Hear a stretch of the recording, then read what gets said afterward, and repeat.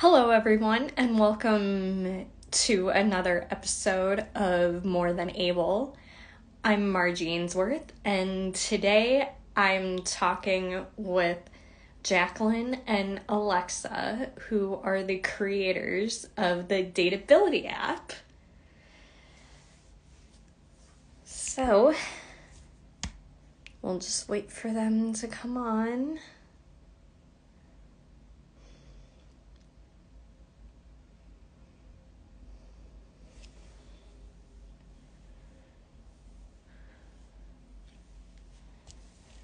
Hi, Maddie. Hi, Rory.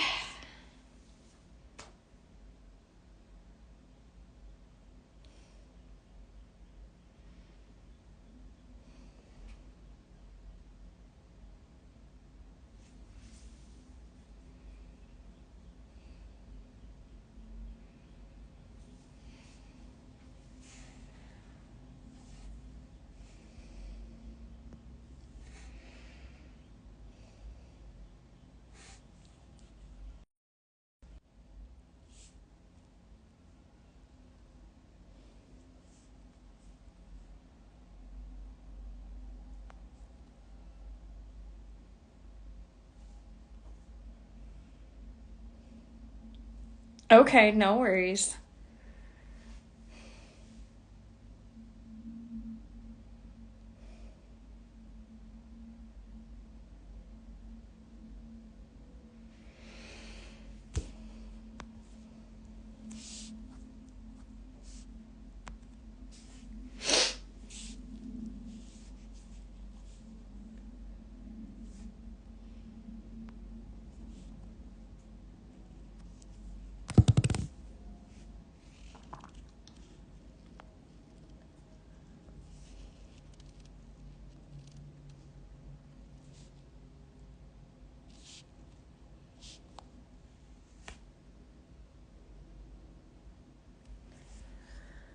Okay, let's see here.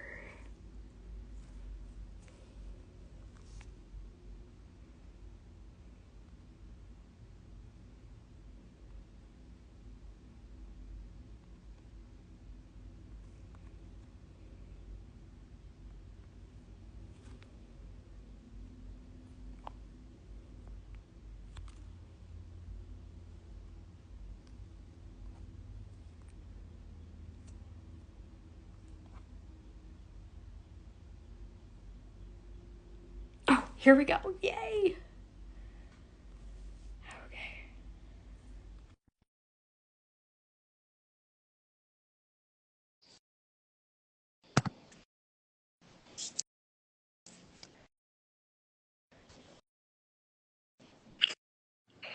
Hello! Hi. It worked. Okay, awesome. Well, nice to meet you both. I'm Margie. Welcome to the More Than Able podcast. Thank you so much Thank you for for having having us. I'll Oh, start.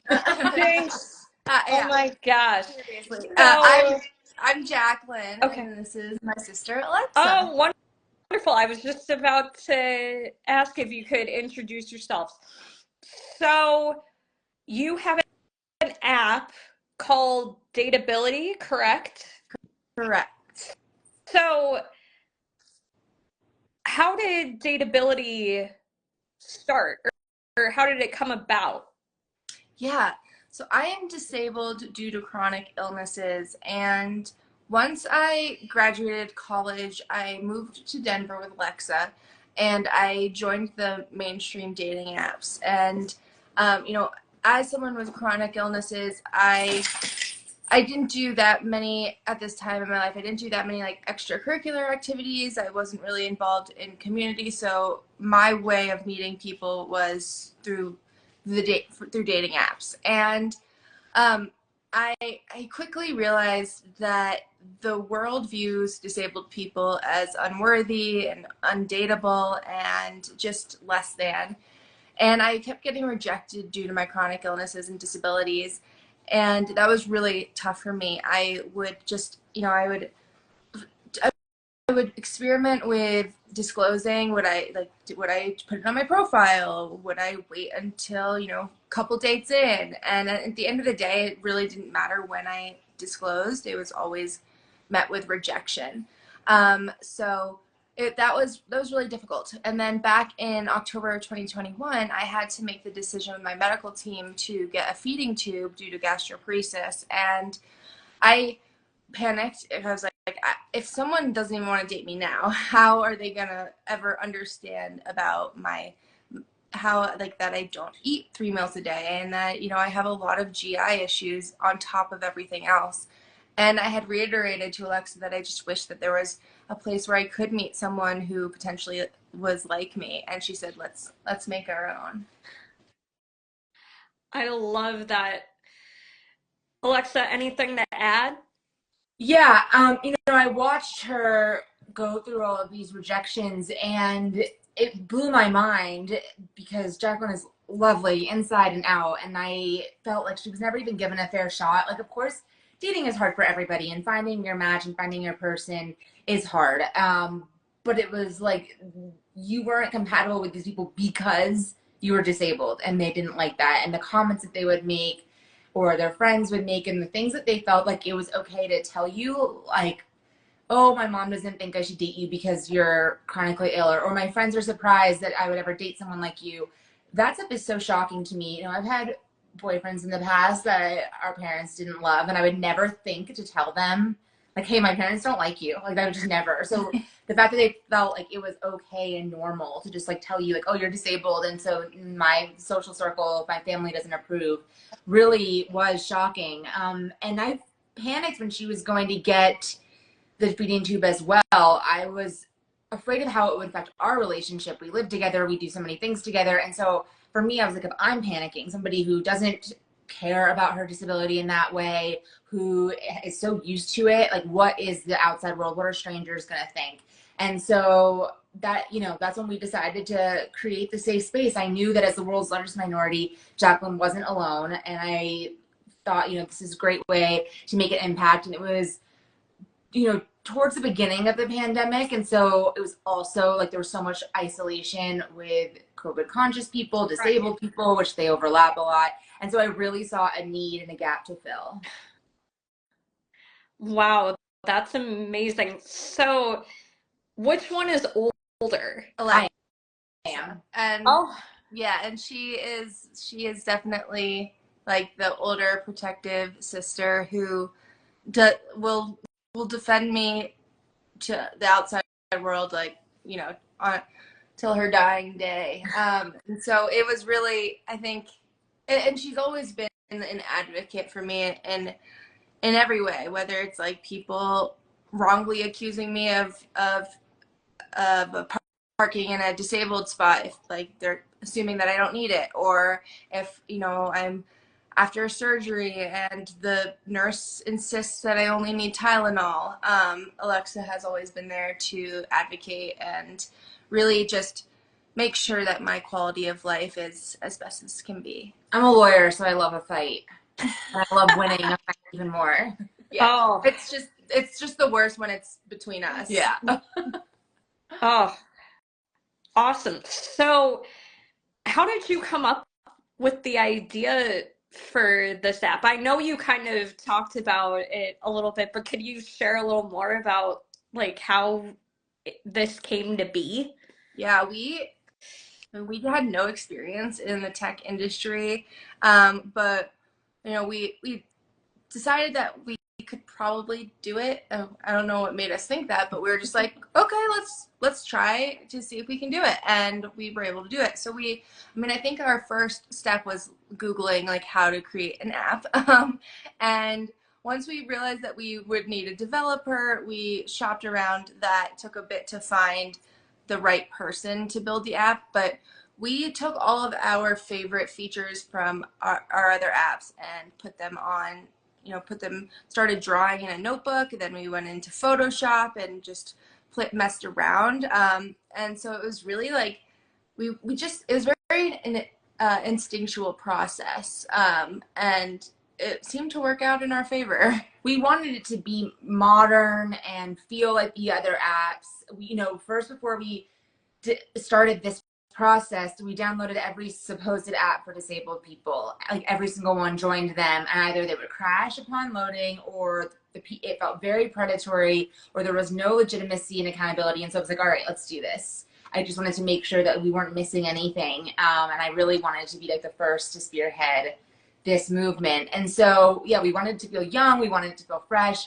We wanted to solve the disclosure problem. You know, I think Jacqueline, like one of the biggest hurdles, besides getting the other people that you're dating to accept you, is figuring out when to disclose. And like, you don't have any control over whether the other person's gonna accept you or not, but you do have control over how and when you disclose, and like what you put yourself through when you're doing that. And it caused you so much anxiety. And so we wanted to solve that problem. And so we created a Dateability Deets section.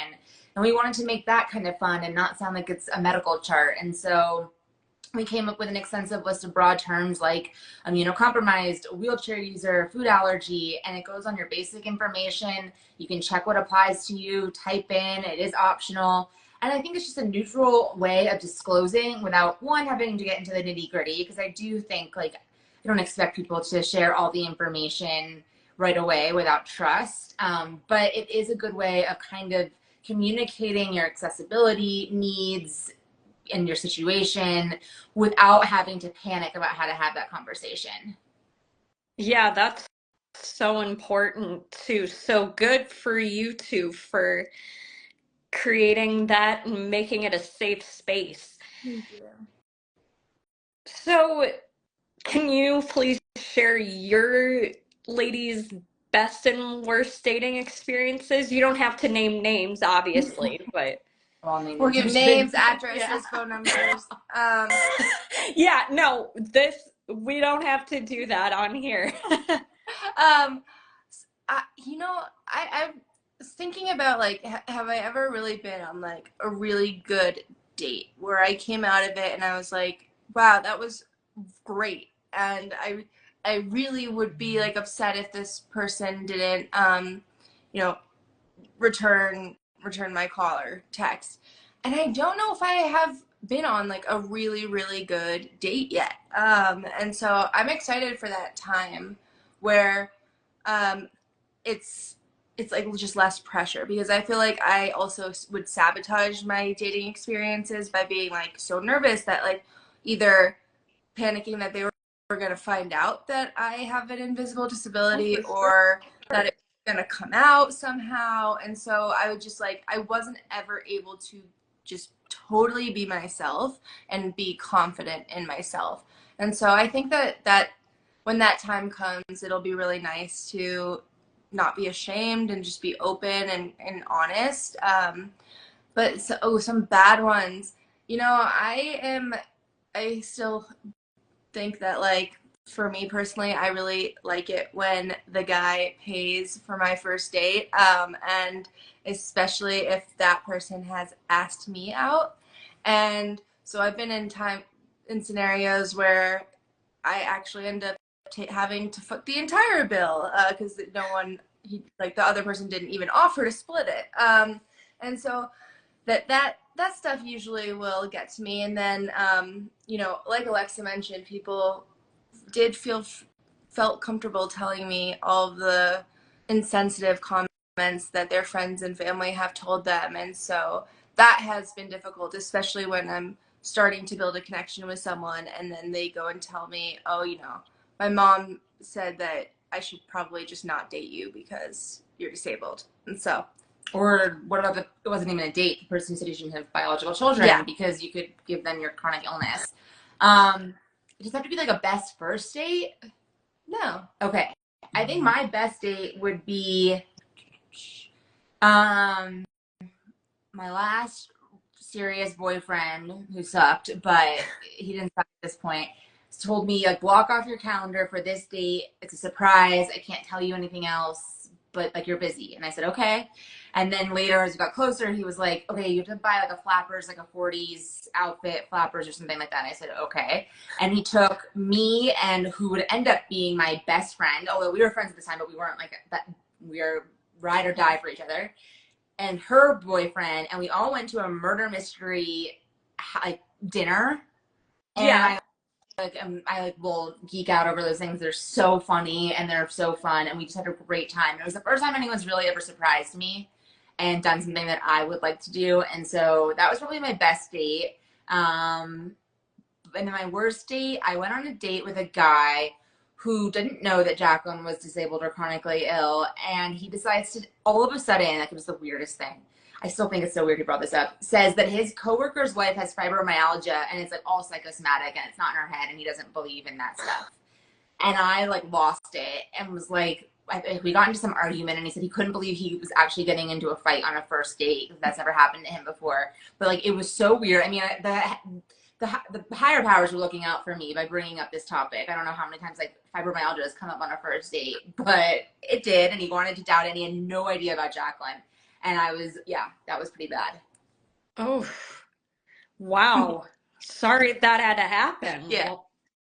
I mean, it was good. I think all bad dates are good. Like, I would rather, I mean, like, besides the fact that you have to shower and get dressed and like go out for like an introvert, that's the bad part. But otherwise, like, it is good. Like, you want to know that you don't like that person as soon as possible. Exactly. And you want them to feel comfortable around your siblings, no matter like if they have a chronic illness or not. Yeah. I like to believe that rejection is redirection. And you can channel that and say, oh, this person wasn't right for me, and it's good to know that that person wasn't right for me, and it'll someday lead me to the person who is. Right. Yeah. So what has the success rate been for Dateability? Yeah, we have had quite a few success stories, which is really great. And I think that we're approaching 25,000 users. We'll hit our 2-year anniversary in October. And I think that the proof is in the fact that we have a smaller user base and we still have people who are in committed relationships that stem from Dateability.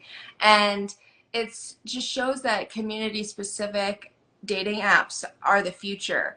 I think that people will often see success in or gauge success with like the number of users that a platform has. And while that is obviously important for people to have options, it doesn't mean that someone won't be able to find their connection in a smaller user base. And sometimes it's a lot easier to weed through everyone when you don't have as many options. And so we have lots of success stories.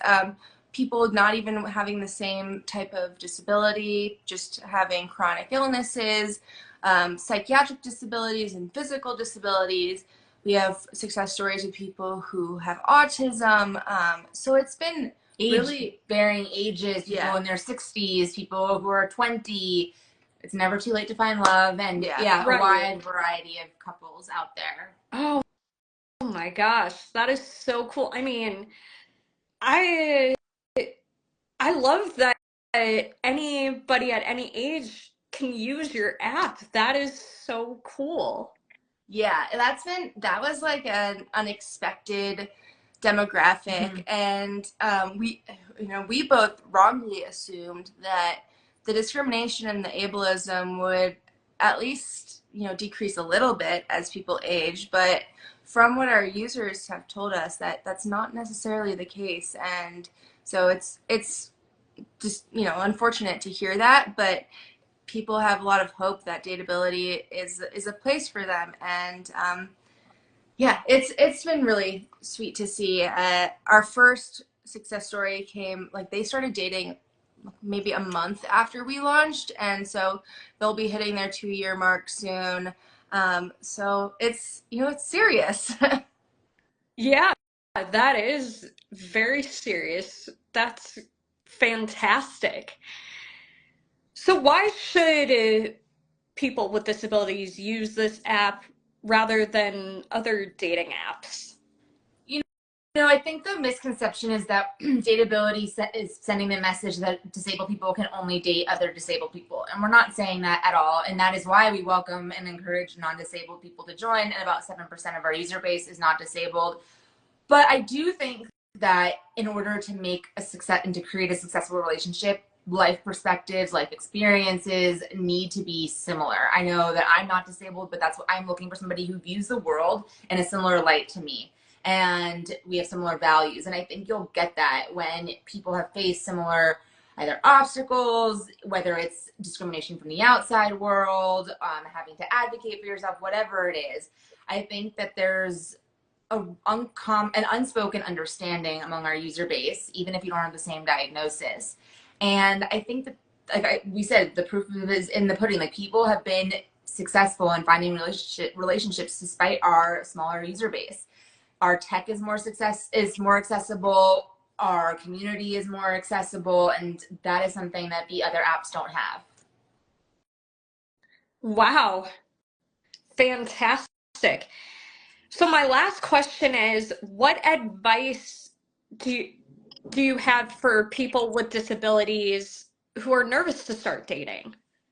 I think it's really normal to be nervous to date for anyone, and I understand why it's more nerve-wracking when you have a disability. Is because, like, the world is not necessarily accommodating to us, and people aren't as willing to learn and educate themselves on the disabled community, and it can be really isolating.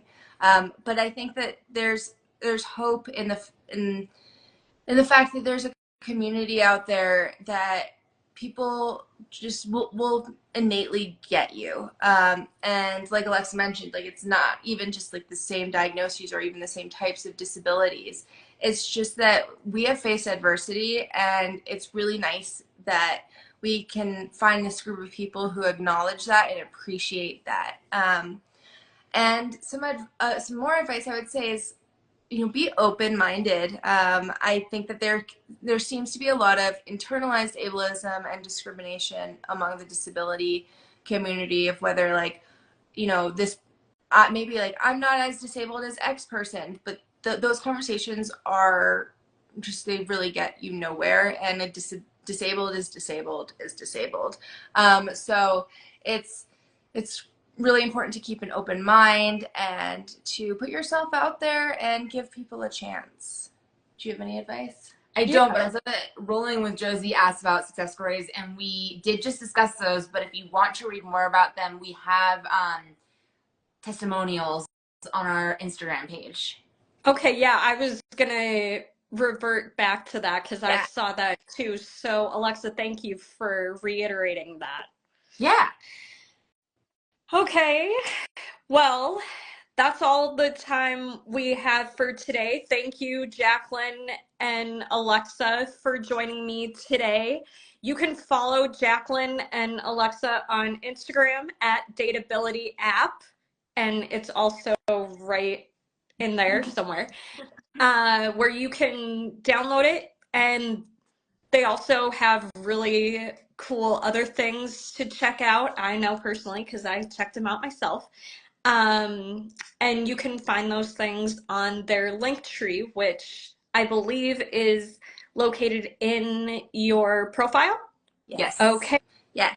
Great. And Dateability is free. Yep. So it's available to download on Apple, Android, or you can use it on dateabilityapp.com. And so we hope to see everyone on there. Oh, perfect. Yes, thank you for that plug as well. Tune in next time to find out who I'm talking to, and just remember, you're more than able. Thank you, ladies. Thank you. Have a great rest of your day. You Bye. too. Bye.